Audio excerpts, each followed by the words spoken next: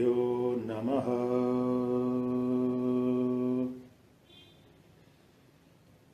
Om Shri Paramatmane Namaha.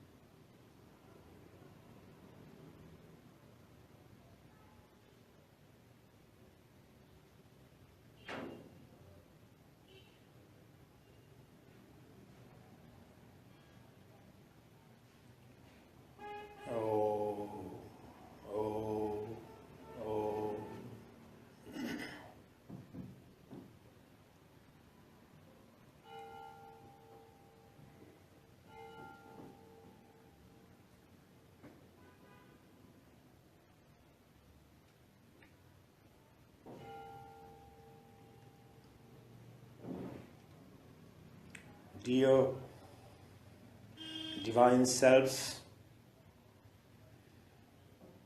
a very warm welcome to all of you in this discourse on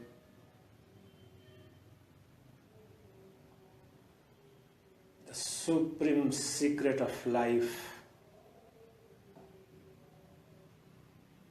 greatest mystery of existence.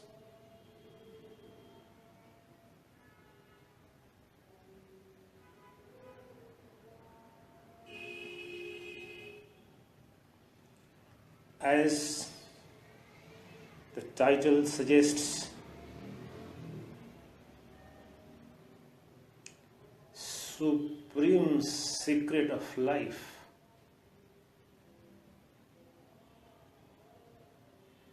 You would wonder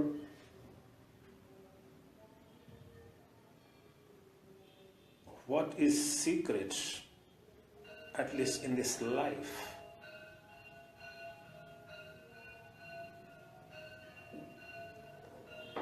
And that too, supreme secret.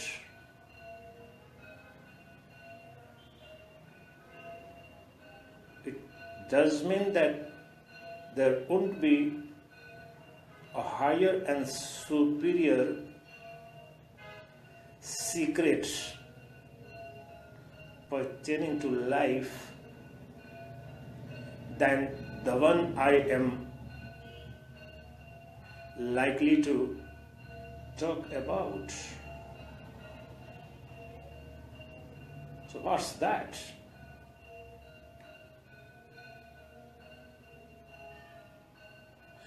You would wonder, and an average rational discriminative mind would wonder, as if, is this a rhetoric? Supreme secret of life? There is no secret in life. We know about our lives, and some of the unknown mysteries regarding biology and psychology have been unraveled by the latest developments in the field of science. The modern science has made tremendous progress, and we are celebrating the unraveling of the mysteries pertaining to our life.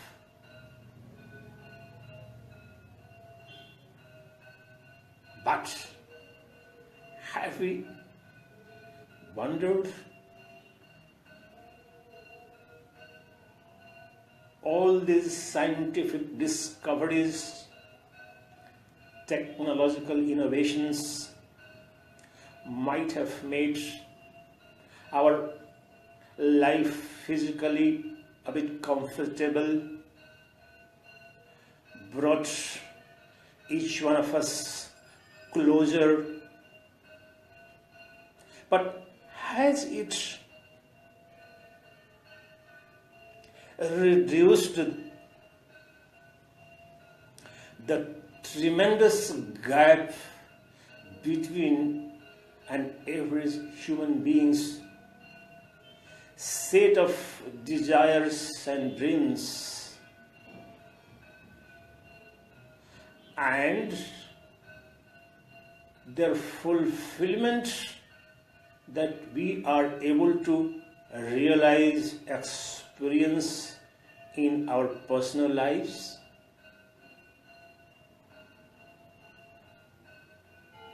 Take the history a bit back, 1000 years ago or 500 years ago, before the dawn of Industrial Revolution in the West. The fundamental parameters of well-being of a human being and the life of a human being on which their well-being was measured and could be measured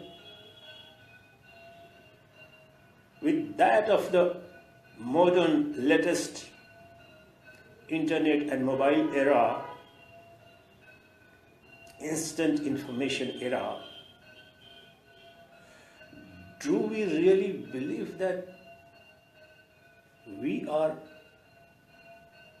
much more happy, much more joyful in our daily lives than those who are living 500 years ago, 1000 years ago, 2000 years ago?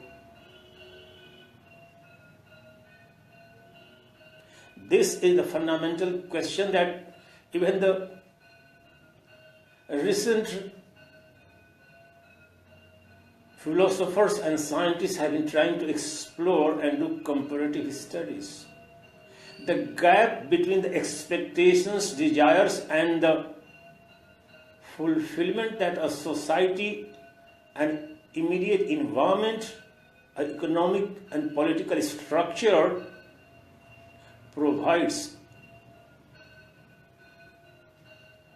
to our lives, within our lives, which ultimately defines the quality of our lives. All the studies, recent studies by the scientists and philosophers have revealed that in none of the parameters has human happiness taken in a holistic manner increased. In fact, tremendous decline, a corresponding decline is being seen, observed in many societies, particularly the so-called materially, scientifically advanced countries and cultures and people.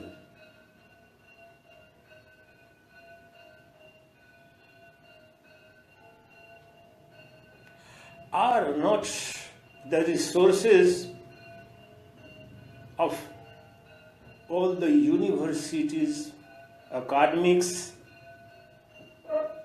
political institutions, economic institutions trying to explore and understand as to how to make miraculous, magical transformation in the life and the way life an ordinary human being on this planet is living. But despite all these discoveries and inventions, the fundamental gap between the set of dreams and desires every human being has, and their fulfillment remains broadly. In fact, the gap has increased. So, what is the secret pertaining to life if that is revealed, realized? The gap between our hopes, desires, dreams, expectations and the actual intimate personal experience of the life we live is closed. Very fundamental point to be noted. As long as there is gap between my state of dreams and desires and hopes and expectations and their fulfillment,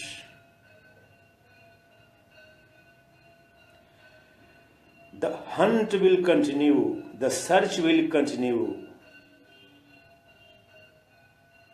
the mind will continue to run after one or the other. And the sages, seers, philosophers and mystics from across the world who have delved deeper in thousands of years into the mysteries of life tell us that not a single mystery of life could be understood beyond life. The mystery of life couldn't be understood outside life, that is, in the nature. The entire realm of scientific discoveries in the last 400-500 years are all delving deeper only in external gross nature, including this body. Body is not an inner entity, it's a physical gross reality. Whatever discoveries we have made in the name of exact sciences are limited to the external world, material world, the nature.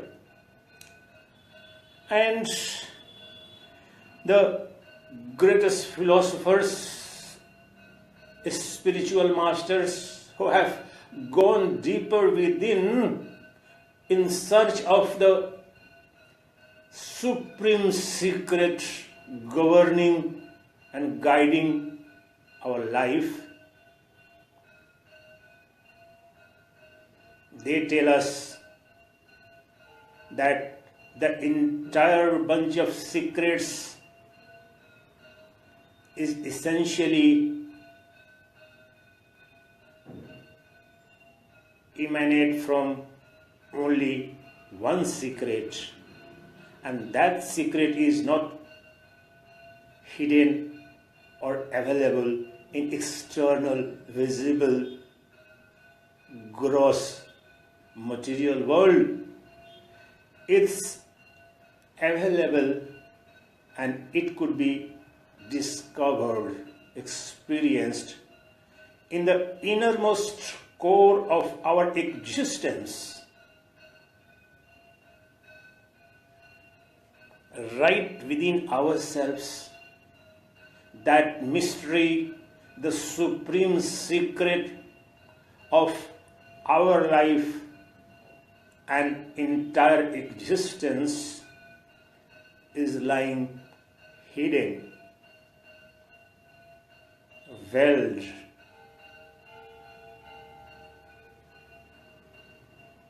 So how to unravel that supreme secret, that greatest mystery? Why do I call it supreme secret? I call it supreme secret because all the problems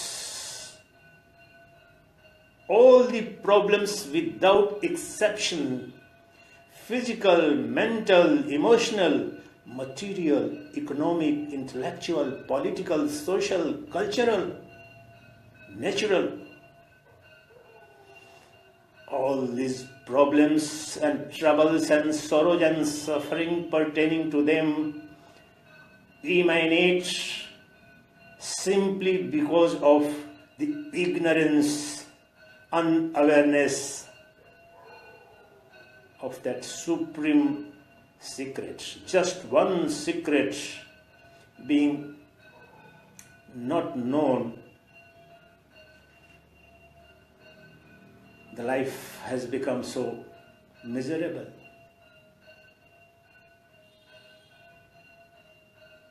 Let's try to explore what is that supreme secret in our life. Forget about life of others, forget about history, forget about future, forget about fellow humans or fellow animal kingdom or anything. Let's focus our energy about our lives, the life we know. We know nothing better and no one better than our own lives. So, try to analyze. Go in flashback from childhood and analyze your own life. What in that life? What happened? No. What in this entire phase of your life have been running after? What have you been hankering after? What are you chasing? You are not chasing too many things. You are not chasing hundreds, thousands, millions and billions of things. On the face of it, it would appear, no, we are chasing, we are hankering after millions and billions of objects, beautiful persons, beautiful. None.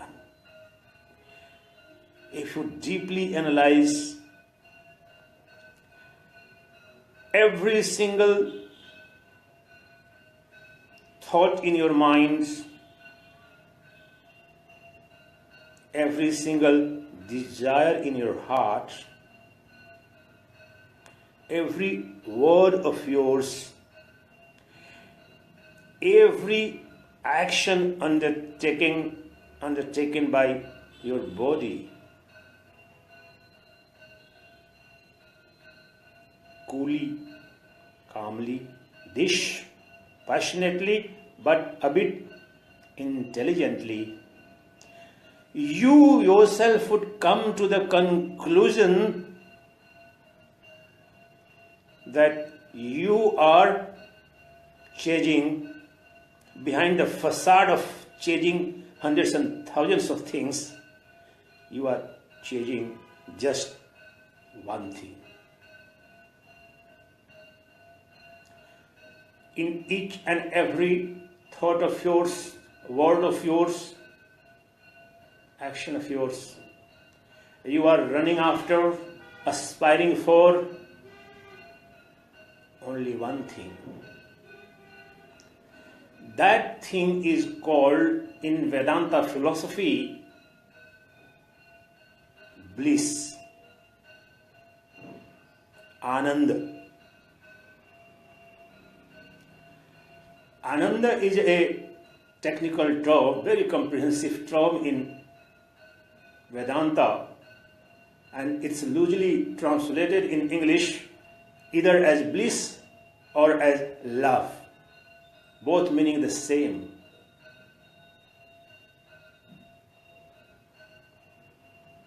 So, is it so?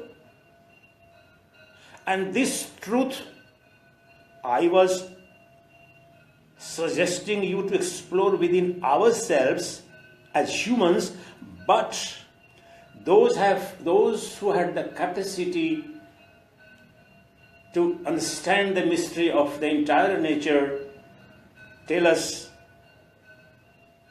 that not only the humans but every single living being in the universe is running after nothing, hankering after nothing, chasing nothing, working and aspiring for nothing but bliss and bliss alone. Since he or she perceives the presence of that bliss in thousands and millions and billions and trillions of objects or walks, he might be running after thousands and millions and billions and trillions of objects, but in all of them, he and she is chasing nothing but bliss and bliss alone.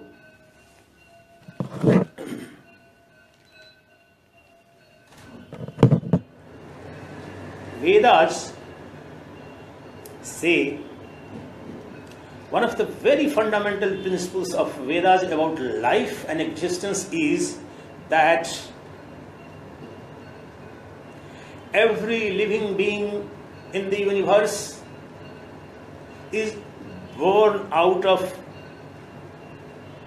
bliss and love, existing and living in love and bliss and for love and bliss,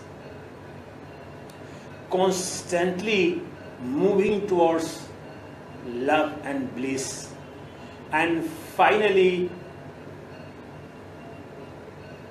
would be fully absorbed back into that supreme bliss alone.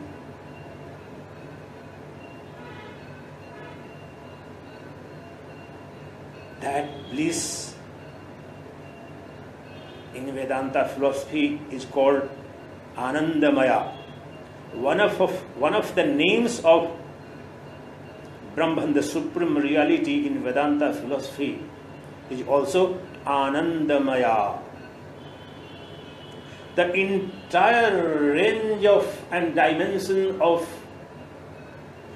bliss and love is centered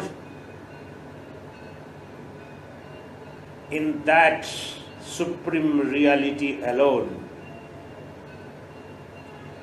Bliss and love in their millions and billions and trillions of dimensions emanate from just one source, and that source is self, Atman. There is nothing in the existence which has a single particle, a petty speck of love or bliss, except in the self. Self alone is seat, center, substance, source and substratum of all love, all bliss, all beauty that we, through our sensory perception, observe, experience in our day-to-day life. Its center is just there. In the self within,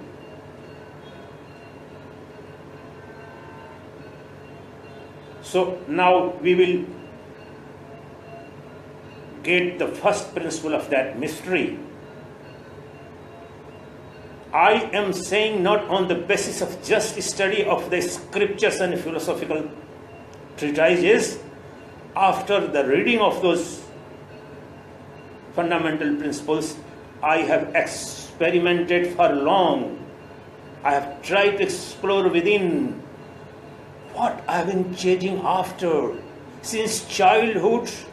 What have I been aspiring for? What I am running after? And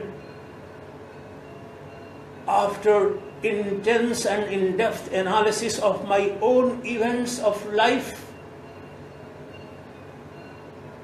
I find that I am really running after nothing except that supreme bliss, unconditional. Unconditional word has to be understood in the right perspective. Unconditional does mean that the bliss, the kind of bliss which is not conditioned by anything, anyone, whether time or space or time or climate or circumstances. The bliss, the love that is unhindered, unobstructed, and available without effort. The effortless access to that supreme reservoir of bliss alone is called unconditioned bliss, and Vedantic philosophy is referring to that alone. It hasn't to be created, manufactured, built up from somewhere. So, the first mystery or the first important dimension of that supreme secret of life is that we are, through every word of ours, through every thought of ours, through every desire of ours, through every action of ours, are seeking nothing but love and bliss alone, in its myriads of manifestations and dimensions.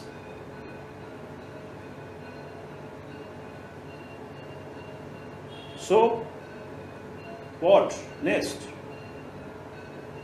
Are we getting it? How to get it? If that is the only thing that each one of us, not only the humans, but all living beings are seeking for, you're getting also, a rational mind would tell you, no, I have got some love, I have some sense of love, I have got some happiness, sensual pleasure, some joy. Of course you do have. I also do have. Each one of us have. Every animal, living creature, the birds, the animals, the reptiles, the mammalians, all of them do have. But just a particle of that you manage to get. Vrihadaranyaka Upanishad says that ordinary living beings, including humans, subsist. The term is very, and this term I am translating from Adi Shankara's commentary. Subsistence, somehow manage, you call subsistence economy, subsistence allowance, just bare management of that, your needs. So, you are hungry for love and bliss, and you get some also, but that is just a particle of your requirement. You require love and bliss in infinite measure. You want to remain blissful and in love, unhindered, unbroken. But you get only momentary pleasure. Have you enjoyed a single event in your entire life, and a single pleasure, sensual pleasure of all kinds, which has lasted uninterrupted even for 24 hours? Never. You didn't. And your demand is, your requirement is access to the reservoir of love and bliss, unbroken for infinity, in everlasting manner. So, unhappiness, anxiety, depression, sadness, remorsefulness in the life are natural.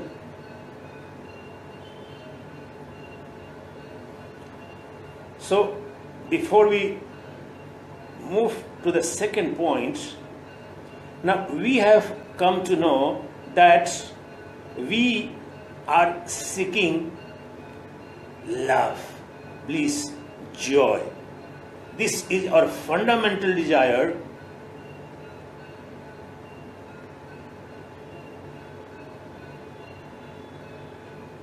which we are trying to fulfill through various legitimate or illegitimate means, methods and modes.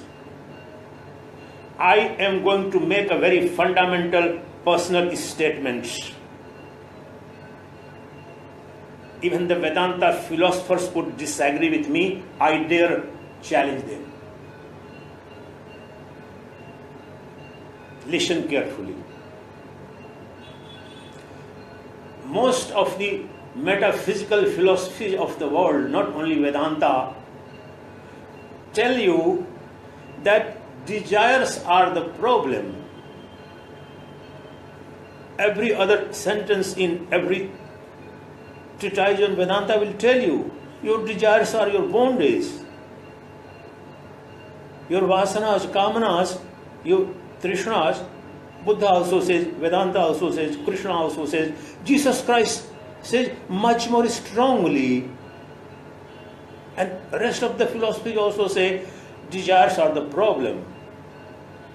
My deeper understanding, I said that my Vedanta philosopher friends also won't agree.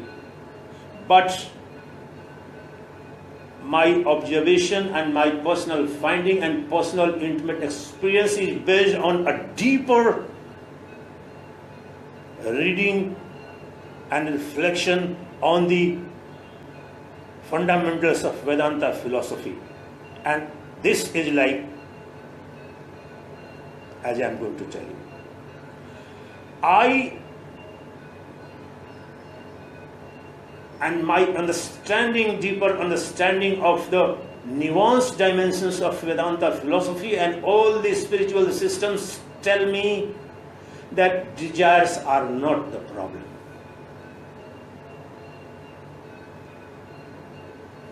Superficially, prima facie, of course, we are running after to fulfill those desires. To this extent, it is a problem. But this is a half truth.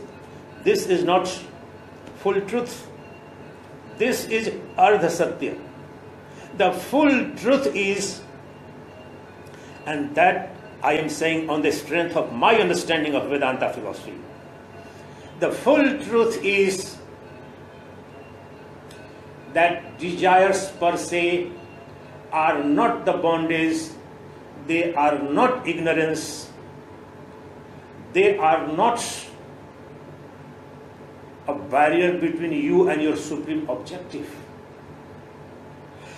Their mode, means and methods of fulfillment are, I'll repeat it, it's a very fundamental statement I am making after so many years of in-depth, and it will be challenged, and I'm prepared for that. What I am saying, the desire and state of desires per se is not a problem. It is not obstructing your journey to the supreme realization or God realization or your attainment of your supreme nature. But the mode, means and methods we adopt to fulfill these desires is really bondage.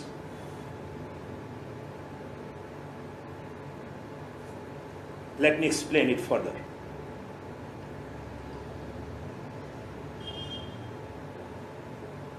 We, out of ignorance, think that we will focus on that Ananda, because everything is there only. It's revolving the entire life and existence. We think that every dimension of that Ananda, the joy, happiness, bliss and love we are seeking, is available only outside me. Either some external person, beautiful man, woman, beautiful object.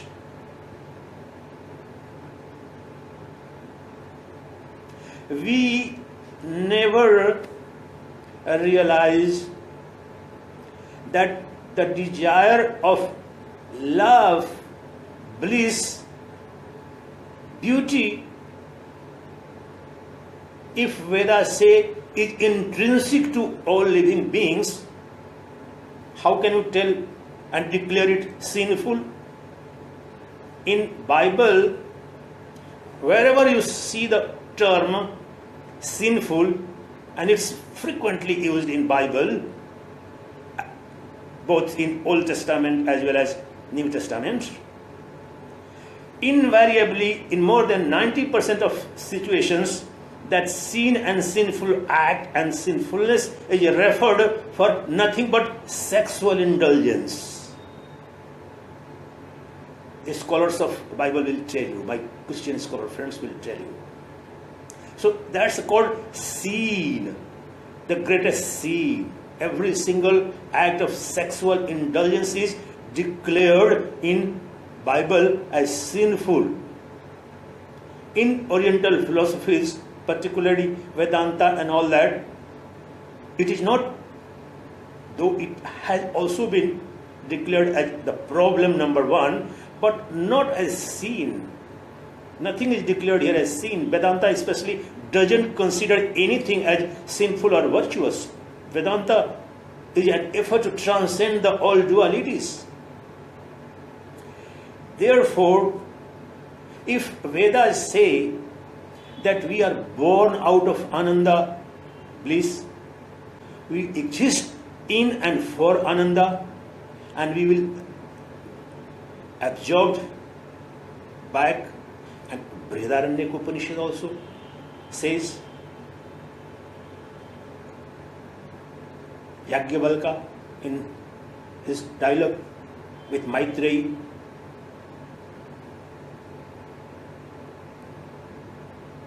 search for bliss,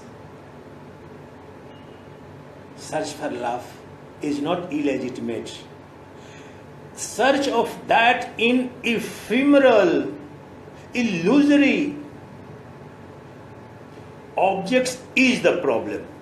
Why?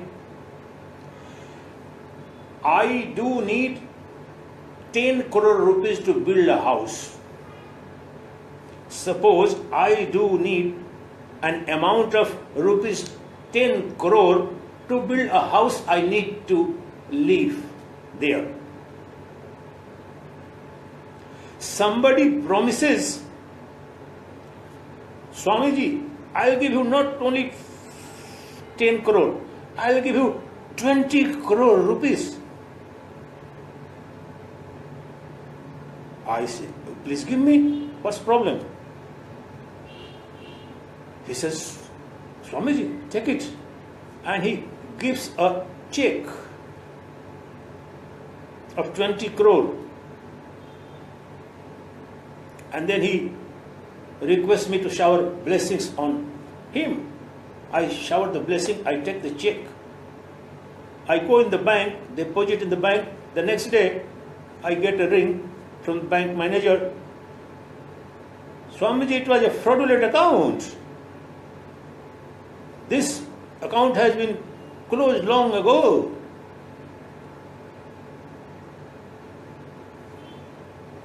The Swami was elated. Oh, I was in the need of 10 crore only.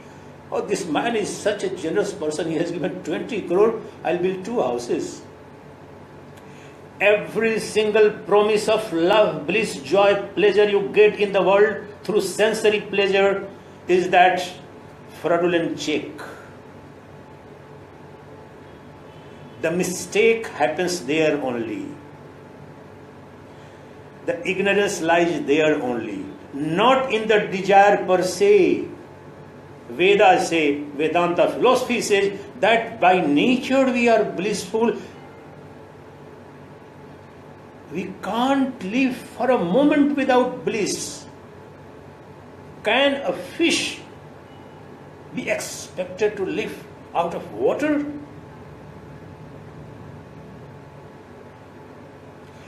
Can you live, any living being live outside the hydrosphere without air?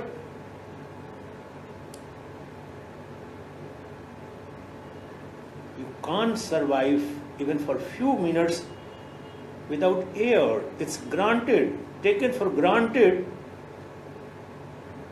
You see, since I have come to Delhi, I'm just thinking of,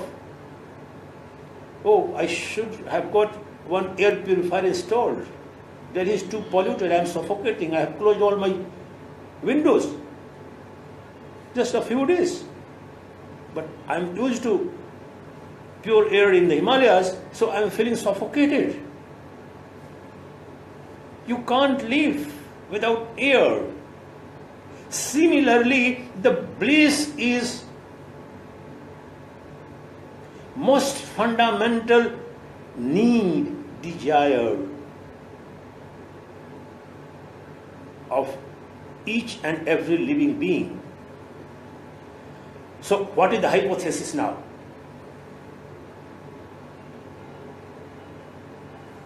What is the supreme secret?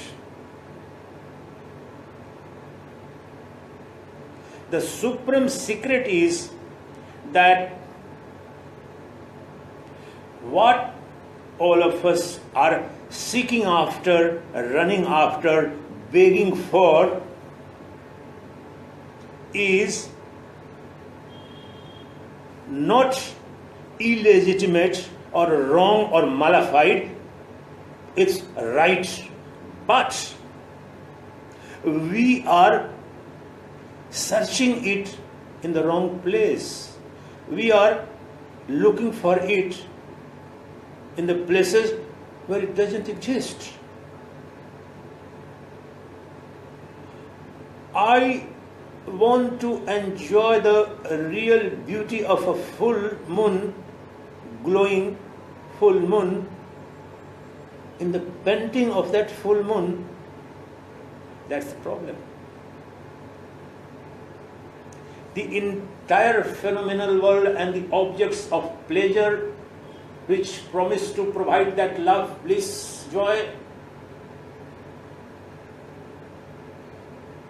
are illegitimate. I am using this my term. Illegitimate, both malified objects in the sense they are all illusory. Not by design, they themselves know. They are not the seat, center and source of love and bliss. It's a reflected bliss.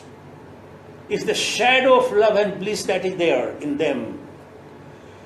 That love, bliss, joy, and in infinite quantity for eternity, it is available in the core of my own existence. What is the innermost core of my existence?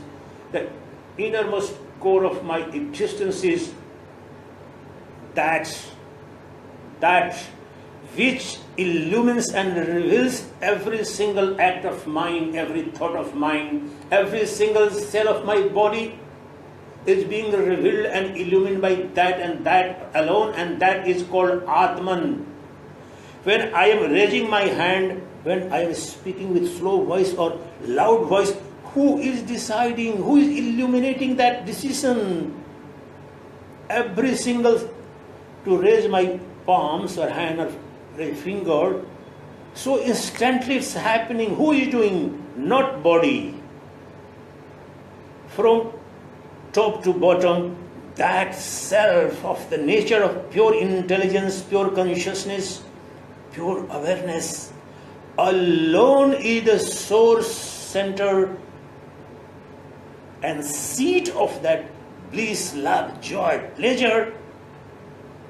It's available right here, right now. It was available always. It is available always. It would be ever present here.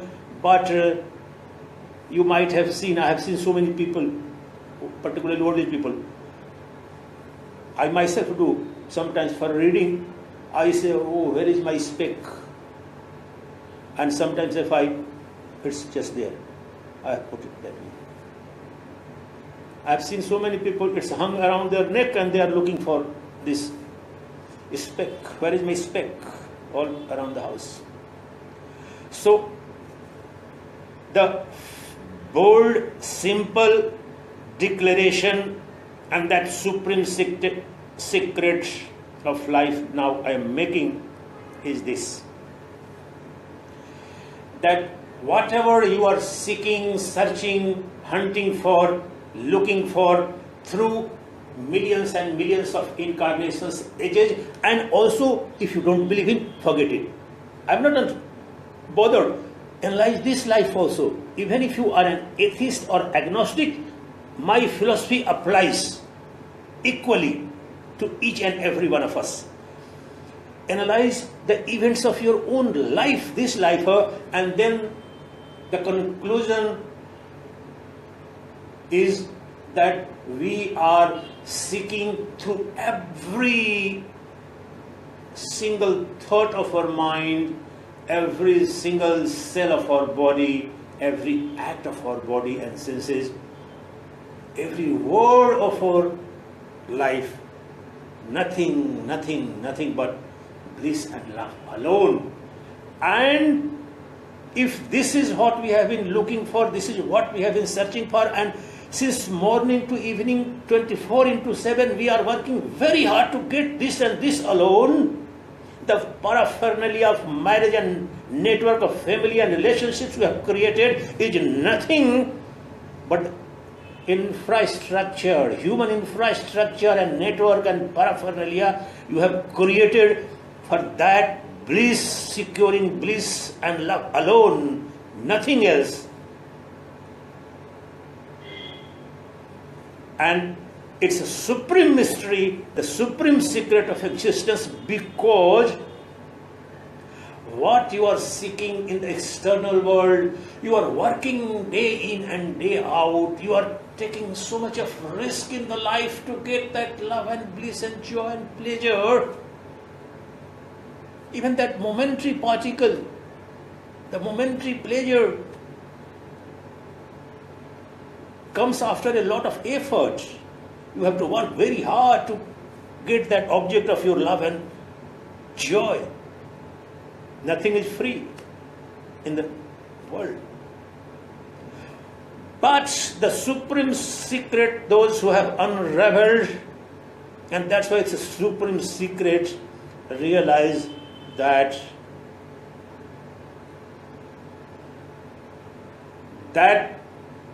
for which we have been running after for millions and millions of ages and years and incarnations is ever present within ourselves, and if at all you could be got hold of, that would be possible only within ourselves, if we get hold of that in the external world, and we do get, that is only an illusion, a shadow, just as if I stand up before a mirror, it looks as I'm there only. It's an appearance, that mirror. Mirror reflecting myself is an appearance, illusion. Similarly, the entire phenomenal world is nothing but a reflection of that pure awareness, the Atman, which has appeared as diverse. That one indivisible, non-dual pure awareness has appeared as multiple, diversified. It cannot be divided. My consciousness and your consciousness are not two, not different, indivisible reality.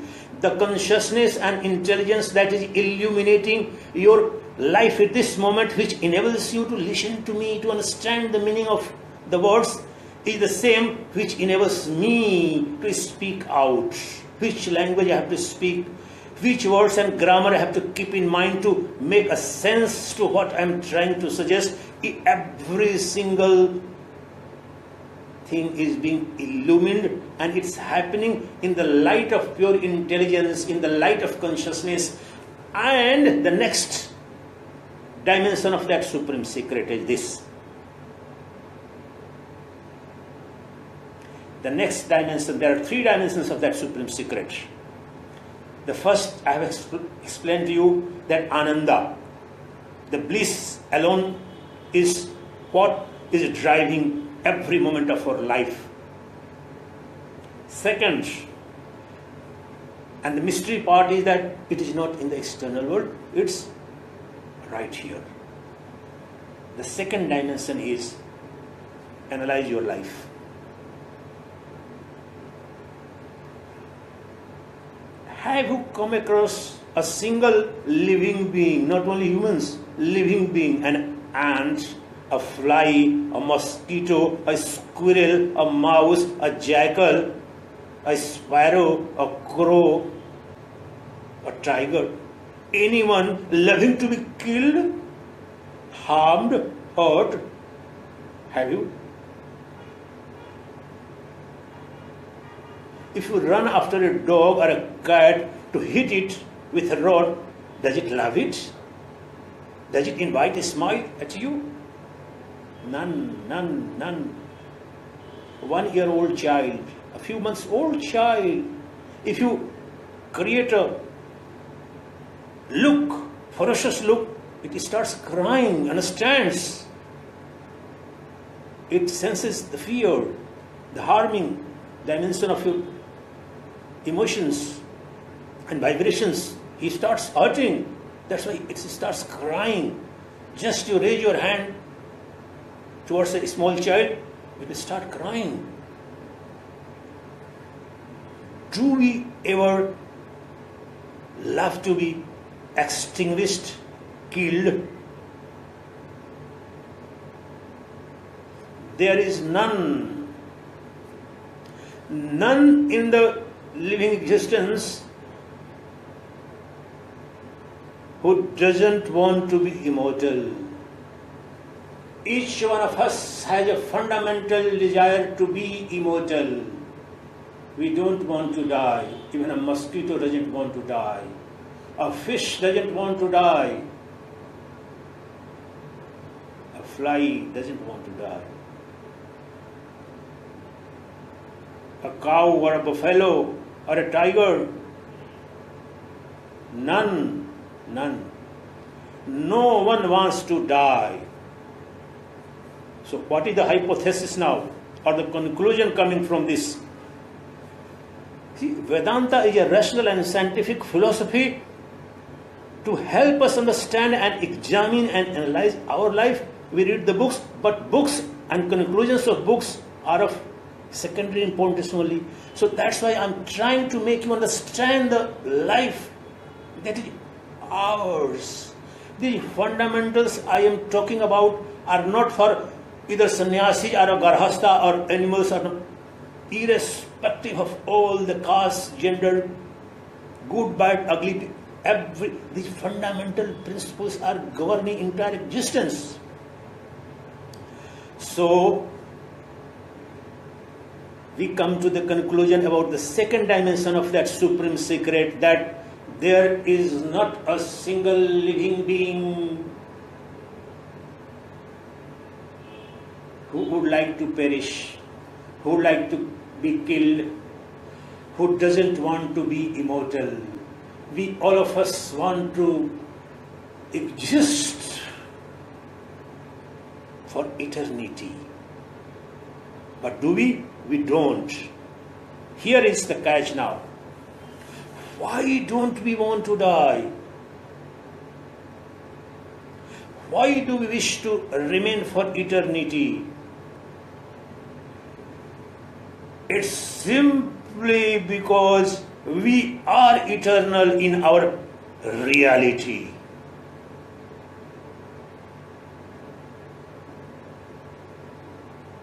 In our true nature, we are not perishable, not momentary, not ephemeral, not subject to birth, death, and decay.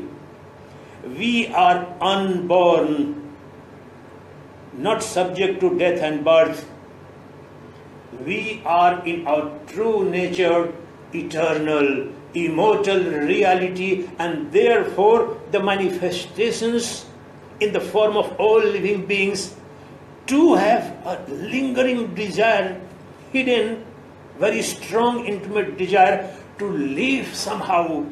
You must have seen so many people that even if somebody's one hand has been chopped off through surgery, two legs, both of the legs are gone in bomb blast or somehow due to some surgery, is still the person has an intense desire to live the life. What makes, what inspires, and what drives that person to live still despite all the handicaps he or she is unable to even feed, he doesn't have. There are so many people who don't have one hand. There are people who have none of the hands or none of the legs. Still they have the desire to live forever, simply because of that principle that in truth, in their supreme reality, they are immortal. They are not subject to death, destruction, and decay, and that inherent nature of theirs is somehow inspiring to withstand the all momentary pressures that want to extinguish the life, want to kill that life. So fighting spirit is coming out of the true nature of ours, that is immortal. Immortal, and that immortality alone is called truth, that existence. So the second hypothesis we get about the mystery is all of us intrinsically, by nature, not by reading books, our own observation about ourselves, our fellow humans and fellow living beings tells us that none of us wants to die. All of us want to remain forever, exist forever, live forever. And it is because of the fact, now this I am saying on the basis of the scriptures and those who have gone within, and slowly I am also realizing part of that our desire to live forever is simply because we are eternal, we are immortal in our core of our existence. This is peripheral, the body, mind, senses, illusory, transitory, shadow. The form and name is transient, ephemeral, and it has to go. So the one who is trying to remain immortal, live forever, is not this body. Though due to ignorance, you want to make your body immortal, that won't happen. That is perishable. But we have mixed up, due to ignorance and darkness within, we have identified ourselves as nothing but body, Dehatma Buddhi. Body as self is the root cause of all this bondage, sorrow and suffering. So first principle we have got about the existence, the first mystery of the existence, the supreme secret of existence. The first dimension of that secret is that all of us are seeking and have been seeking and will continue to seek nothing and nothing but bliss and love, and we are not going to be satisfied permanently unless and until we get that bliss and joy and love in infinite quantity, unconditional love, that is called technically, and that lies within ourselves, within our heart. That's the first dimension. The second dimension is essentially our desire to exist forever, live forever, not to die, either due to disease or for any external forces or factors, is simply because we are essentially eternal. We are essentially immortal. That inspires us to fight all efforts to kill us, extinguish us. And now I come to third and final dimension, the fundamental dimension of that supreme secret. And that too on the basis of our life, rational analysis of our events of our life, the feelings, the hopes, aspirations, desires we are trying to fulfill, will tell us that we are seeking light by nature.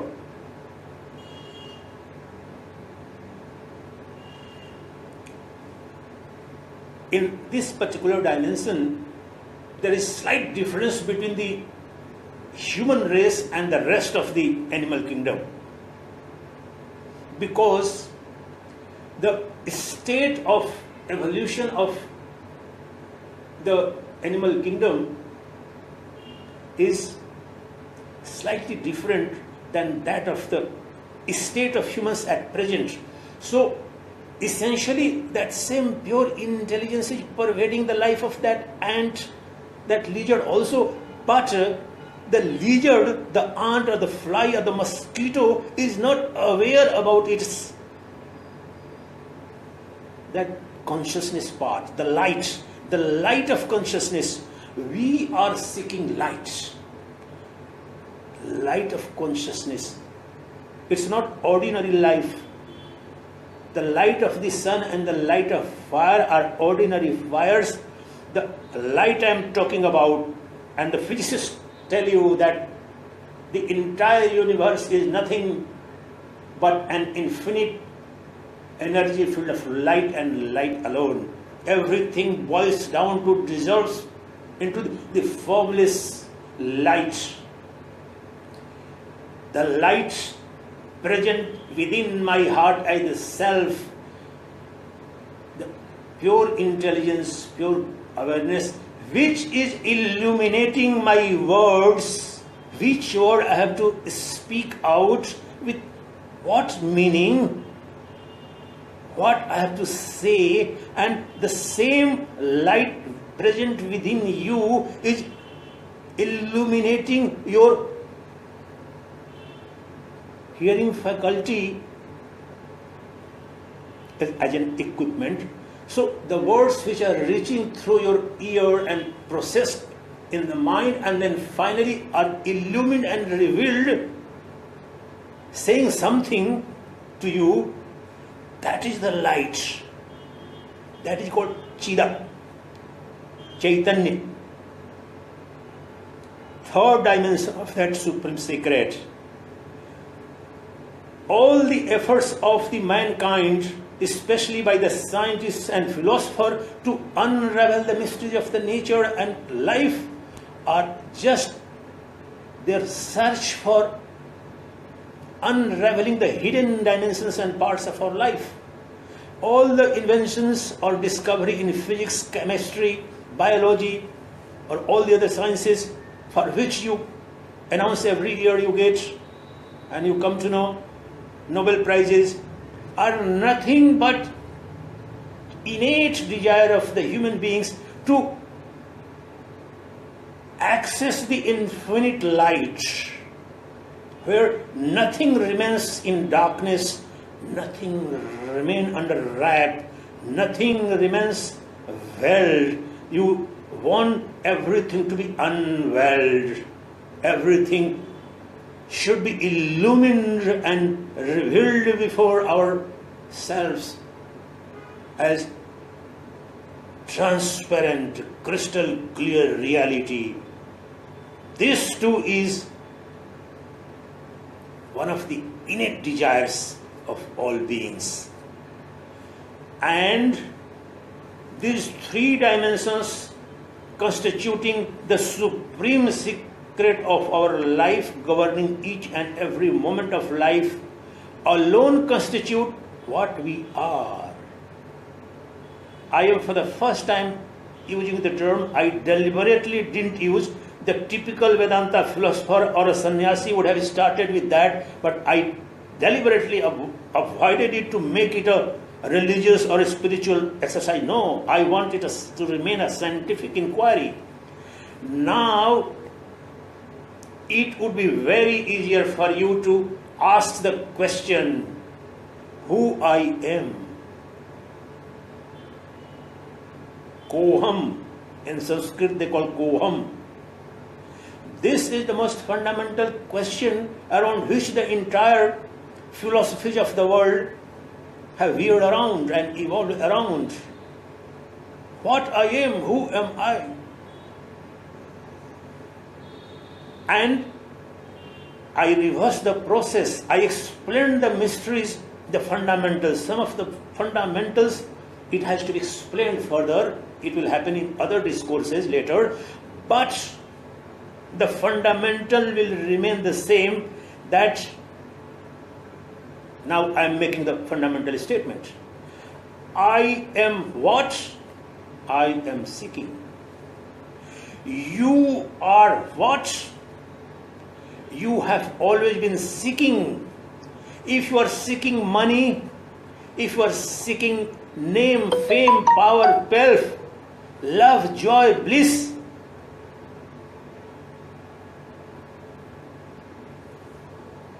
you are that alone. You cannot seek anything which is not intrinsic to your ultimate existence. The only problem is that out of our ignorance of our true nature, we think that, oh, I am seeking love or bliss or happiness or immortality or the light, the three dimensions, are not within me. They are outside. Here comes the catch. So, to understand the mystery of our life, the supreme secret of life, as long as you continue to look for bliss, search for immortality, and seek the light in external world, it would be illusory, momentary, and ephemeral. Alone, your search, your desire is genuine, bona fide, authentic, because you are that. You are Ananda, essentially. So you are looking for different dimensions of Ananda. Joy, pleasure, even including sensual pleasure. Sensual pleasure too is a particle of the joy of Brahman in Panchadashi categorically Swami Vidyaranya tells Vishayananda and Vasanananda are reflections, shadows, and a particle of Brahmananda only, because there is nowhere else the Ananda is present other than that in the Brahman. So that Brahman and the Ananda Brahman alone manifest even in the vasanas, sensual pleasures. So we are seeking essentially that infinite bliss, unconditioned love, immortal joy, absolute, the term is absolute, unconditioned, nirankusha, which cannot be and would not be conditioned, affected by any external force. I alone am the emperor and owner of that absolute immortal existence, eternal bliss, and pure light of consciousness. That I am, and I only exist. I am a non-dual reality. There is none other than me. In my true nature, I alone am Brahman. I alone am Atman. I alone am known as existence. I am eternal. I am immortal. I am self-effulgent of the nature of the light. I alone illumine every single experience of joy and sorrow, the pain and pleasure, the good and bad. It's my light which manifests. Me, not the body. Me, the seer within, the Atman, Paramatman, Brahman, they are the words. The reality is one. The witnessing consciousness, Sakshi Chaitanya. The witnessing consciousness which is illuminating and revealing every single experience of my life is my ultimate reality, is my ultimate nature, and that alone is the repository, source, seat and center of all love, all bliss, all joy, and all immortality belongs to me and me alone. Consciousness by nature is blissful, as heat and light are intrinsic and inherent in fire. If there is a bonfire, you don't go and beg before the fire, give me heat, give me light. In the morning when the sun arises, you don't have to beg before the sun so that, oh please give me also, please give me light, give me some heat also. I have a solar panel installed. You don't have to. The sun inherently, intrinsically, naturally emits light and heat, as fire intrinsically, naturally can't but emit light and heat. Consciousness, the pure intelligence I do have, that pure awareness, the field of pure awareness by nature is blissful. Its nature, it's inherent. All the love, all the bliss, all the joy we have been hankering after, running after, begging for before the world is my nature, is inherent to me. I alone manifest the beauty in the beautiful women and handsomeness in the men, in the beauty of the flowers, blooming flowers. Beauty is none other than the beauty of my own consciousness, blissful consciousness. The beauty of the rising sun and sunset on the sea beaches is my own beauty. The beauty of the light of consciousness alone has the beauty. None else has that beauty.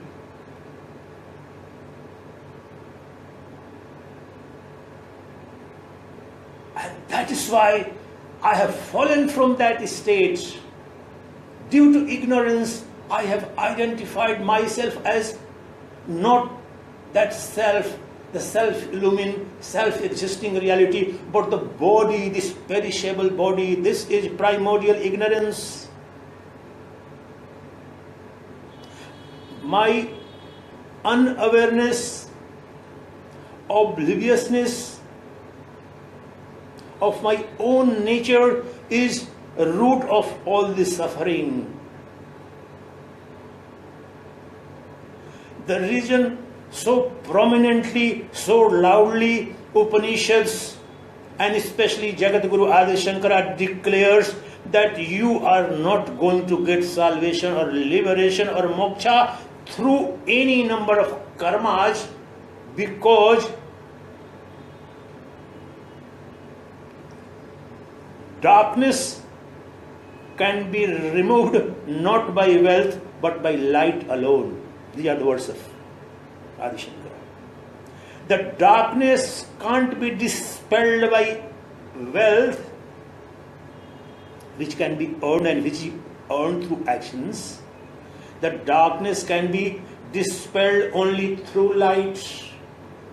Similarly, our sorrows and sufferings and unfulfillment of our desires and dreams is born out of ignorance, not because of its unavailability. It's available every moment, but the darkness, the ignorance, due to our wrong conviction about our reality that we are body, this perishable body. So any number of action, any karma, let me recite just one shloka of Jagadguru Adi Shankaracharya in Vivek Chudamani. Very bold statements, similar statements. It's very difficult to find that bold statement. Most of the people won't agree.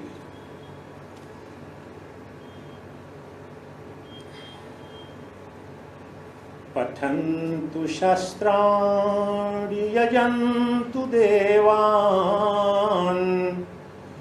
kurvantu karmani bhajantu devata atmaikya bodhena binape nalabhyate mukti satantarepi.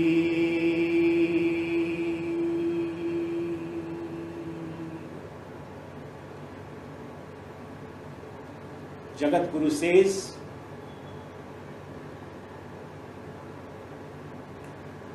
Pathantu Shastrani, you read, you do deep study of all the scriptures available on the planet.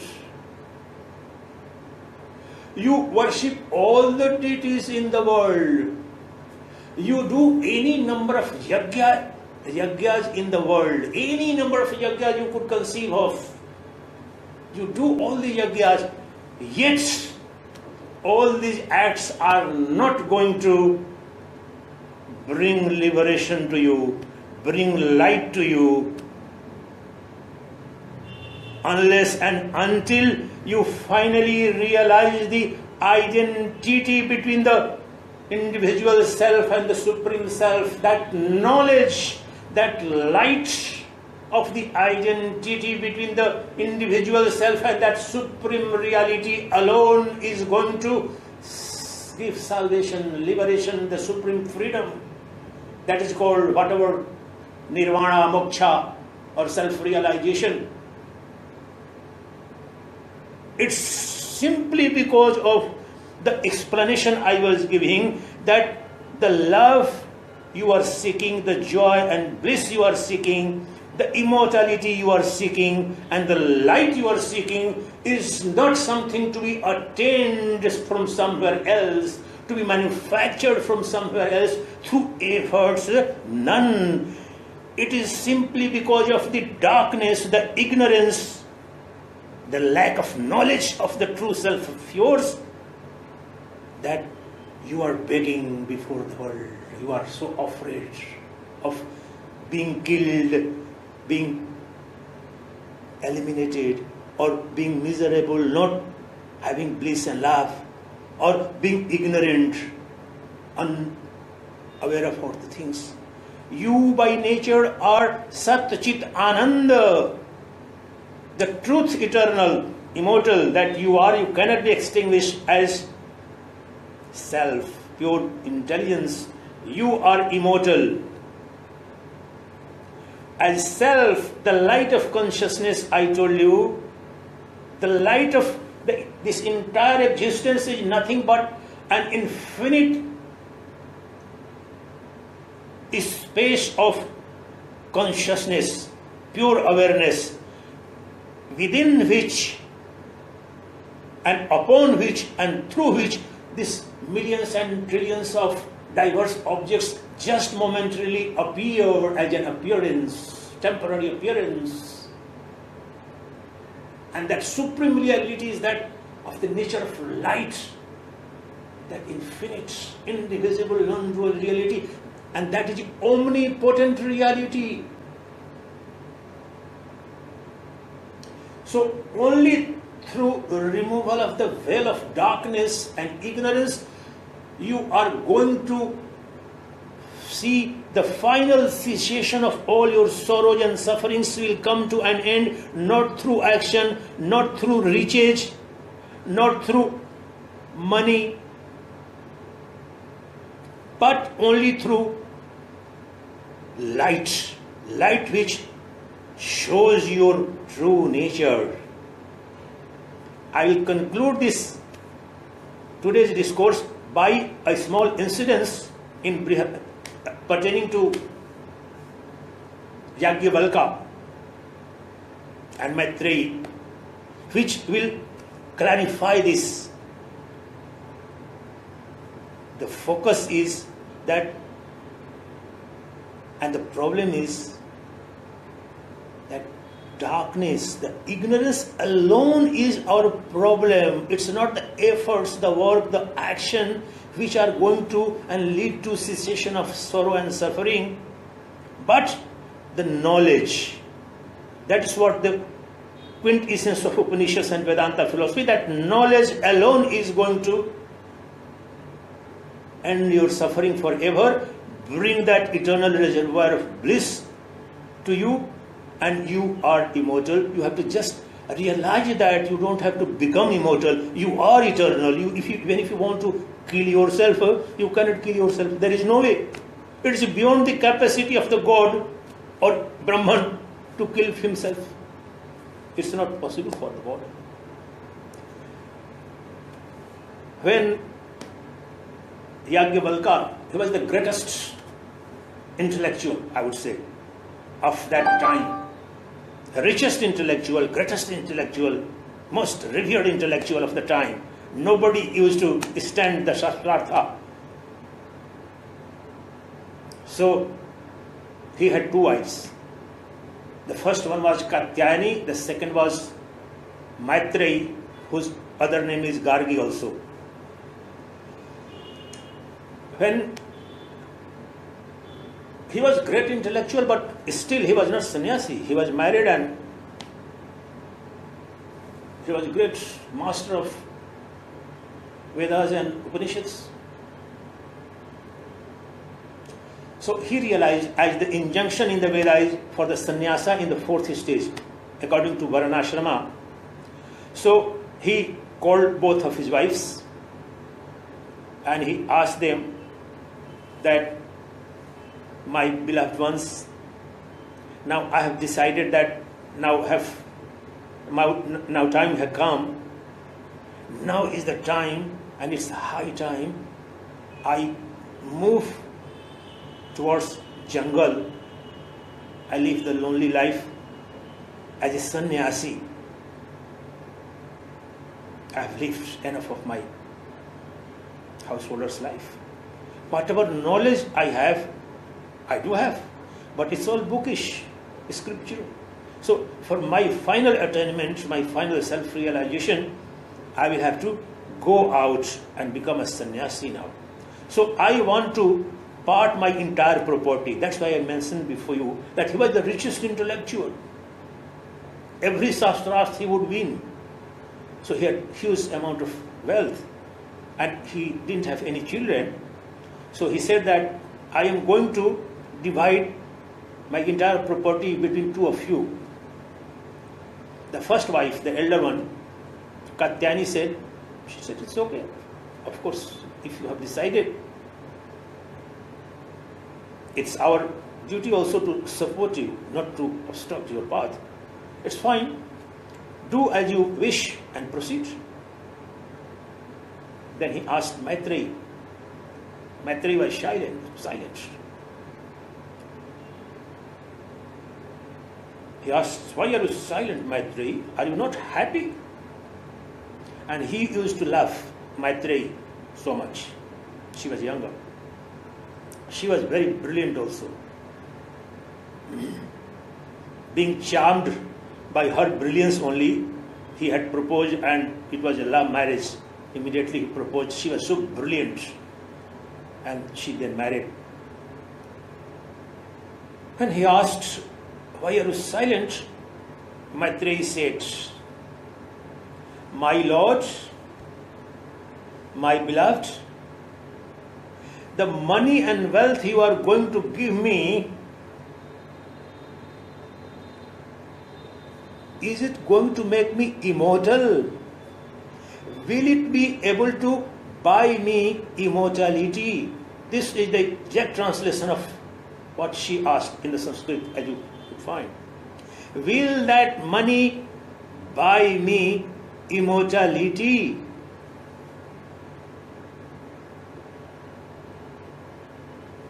Yajnavalkya said, my beloved, no. No amount of wealth, no amount of action can buy immortality. Immortality can be bought only and only through knowledge, self-realization. Then she said, then what am I going to do with this wealth? I don't need this wealth. Please give me that knowledge whereby I would become immortal. Please give me that knowledge. I don't need this wealth. And that process of dialogue in Brihadaranyaka Upanishad, the greatest of the Upanishads, the largest one, and many of the dimensions I was referring to are from that Brihadaranyaka Upanishad. The Adi Shankara's commentary is superb in that, a rational, purely scientific, non-dual philosophical. And therein that knowledge of true nature of the self, true nature of ours, in the dialogue that is taking place in the court of Raja Emperor Janaka. So, no amount of action and effort, no amount of wealth. You see, let me share with you a small yajna. You must have heard, and I am very surprised since I have been living in Himalayas and Haridwar and various places. Even those sannyasis who are not supposed to do anything, they are doing nothing but yajnas. It's a brazen violation of the injunctions and prescriptions in the Vedas and Sanyasi Parampara tradition of Adi Shankara. Yajnas have very limited power, worldly power only, whether Ashwamedha or Rudra. These are worldly glories alone, and the maximum is heaven. Heaven is a worldly glory, ephemeral reality. As far as salvation is concerned, freedom is concerned, self-realization is concerned, enlightenment is concerned, God realization is concerned, the money has zero value. Money has a contrarian value, in fact. The action has zero value. The only limited, and that too comes in the Bhagavad Gita, where Lord Krishna gives a totally different philosophy of Nishkama Karma, And there, Jagat Guru Adi Shankara had a specific interpretation only to that extent, since it's Vedanta philosophy, if that action becomes helpful in your freedom and knowledge only to the extent that it helps you purify your head and heart and intellect. And a pure heart is very conducive for self-realization. To that extent, even action, and action that is selfless. What about our works? Do we work selflessly? No. Every ordinary work of an ordinary person is done, performed with an objective for fruits. That has zero value. But if you are able to do some karma, some action in yajna spirit for the welfare of the society, welfare of the mankind, not for personal aggrandizement or personal gain, then it becomes helpful in the sense that it enables you to purify your heart, and a pure heart becomes very fertile ground for self-realization. Realization of the true nature of myself, the entire love, bliss and joy I have been running after, the immortality every moment I am seeking, and the light, the eternal light I am looking for, and every jiva is looking for. That through my realization I have come to know, and I come to know that it was all happening in darkness, in ignorance. It is not available anywhere. You work, howsoever, millions and trillions and billions of years. In the sloka of Adi Shankara, you do yajnas, you study all the scriptures for millions and millions of years. Still you are not going to become enlightened, to get self-realization, unless and until you realize the identity between the individual self and the supreme self. And now, through the process of this realization, I realize that I am not the body, I am not the senses, I am beyond this name and form, and my true nature is formless, of the nature of pure awareness, the light of light. And that is of intrinsically, naturally, inherently love, blissful. Love is my nature, all beauty is my nature, all joy is my nature. I need nothing, I lack nothing, I am wholesome, I am fulsome, I am all in all, I am whole of the whole. That is my final secret. That is the supreme secret of existence. That is the greatest mystery of the existence. And whosoever, irrespective of time and climb and region, those who have delved deeper within themselves have realized this alone, that the supreme reality, the Bible calls it the kingdom of God, the Upanishads call it Swarajya Samrajya, the empire of self. So there are words in other philosophies also, but all this is within yourself. Jesus Christ also says that still your mind and know that I am God. That is entire Upanishad also saying the same thing. It's the agitated state of the mind which is projecting the false reality in the external world. The moment our mind becomes cool, calm, the same mind which is the source of bondage, the same mind dissolves within the heart. That heart is nothing but that pure energy field, the Atman.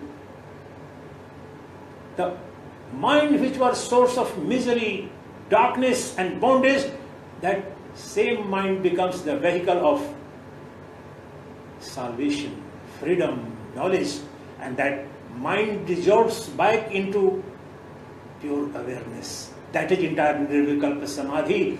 Whatever I have told you, you can experience if you start.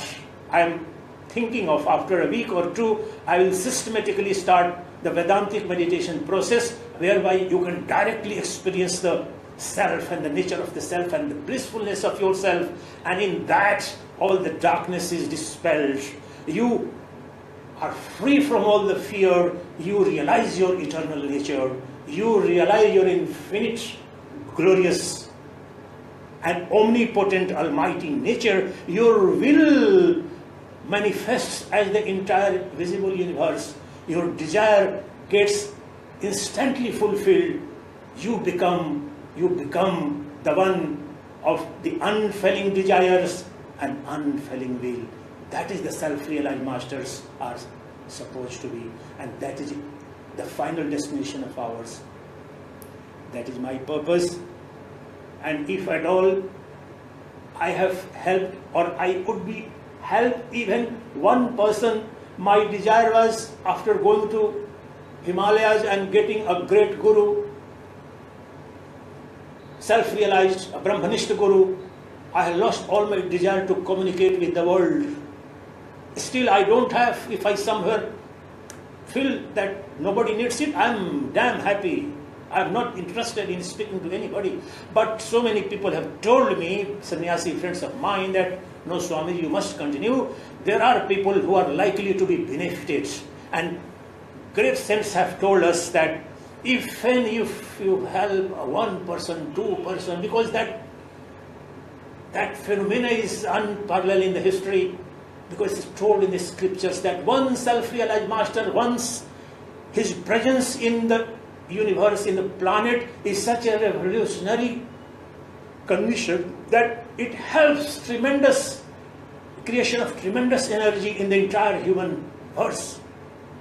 So my effort is, if even some people, not that ultimate necessarily, but even you people, ordinary householders, can benefit leading their ordinary lives. They can realize their glory. They don't need to think that they are the beggar, the paupers, eternal paupers. Always they have to beg before. No, keep in mind that you are the supreme reality.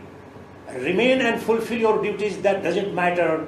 But be convinced of your true nature, that is immortal, invincible, almighty, and wholesome and fulsome reality, entire and infinite ocean of bliss, love and beauty, that you are.